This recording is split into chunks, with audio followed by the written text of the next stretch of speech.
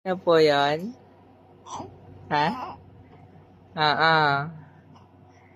Kwento mo na si Ren yung nangyari. Saan ka pumunta?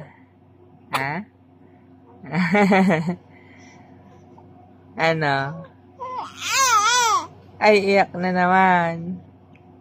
Yung close open mo na. Naman na yung close open.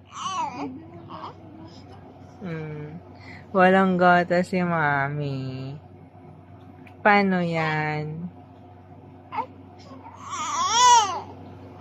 Ha? Ba't ang ganda mo po ng suot mo po?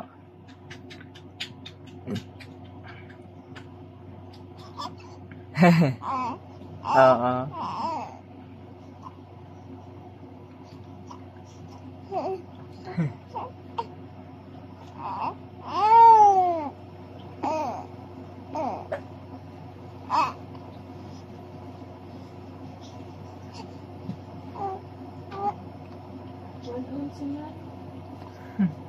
Diretso yung salita.